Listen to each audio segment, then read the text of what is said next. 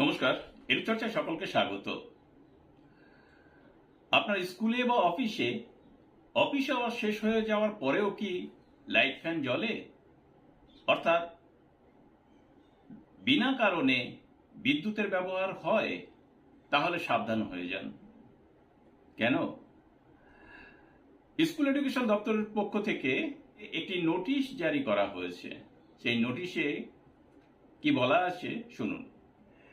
Advisory regarding prevention of unnecessary use of electrical power in schools and offices. অর্থাৎ অপ্রয়োজনীয় বিদ্যুৎ ব্যবহারের বন্ধ লক্ষ্যে পরামর্শ।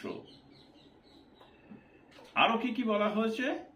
It has come to the knowledge that some places the use of power electricity is not efficient. At times, the misuse of power consumption beyond school hours has been observed. It is thus advised that all school authorities be communicated to remain extremely vigilant with regard to power consumption. Any unnecessary use of electricity must be avoided at each place. You are further requested to ensure similar vigilance with regard to power consumption in your office as well as in the offices of your subordinate officers. You are also advised to ensure visit in the schools under your jurisdiction beyond school hour by yourself and subordinate officials, that is SI, Shiksha Bandhu, etc. For random checks about any misuse of power consumption, a Google format for reporting of such visit on daily basis is being sent separately. তাহলে বুঝতে পারলেন, দেখা যাচ্ছে যে কিছু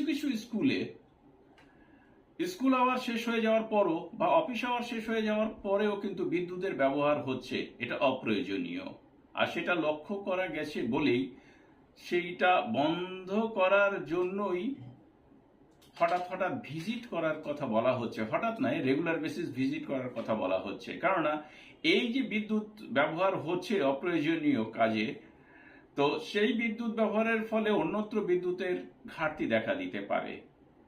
আর সেটা বন্ধের উপলক্ষেই কিন্তু বারবার স্কুল ছুটি হয়ে যাওয়ার পর, অফিস শেষ হয়ে যাওয়ার পর ভিজিট করতে বলা হচ্ছে হঠাৎ করেই।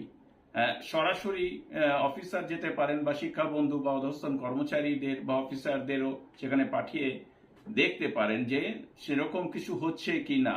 আর স্কুল কর্তৃপক্ষকেও সাবধান করতে বলে দিচ্ছেন বা এসআইরা বলে দেবেন যে এটা যেন না ঘটে, বিদ্যুতের অপব্যবহার যেন না হয়।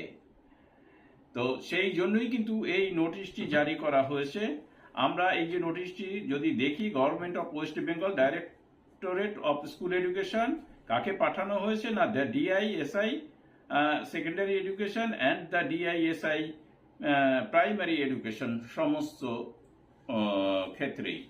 সকলকে ধন্যবাদ জানিয়ে শেষ করছি। ভালো থাকবেন, সুস্থ থাকবেন।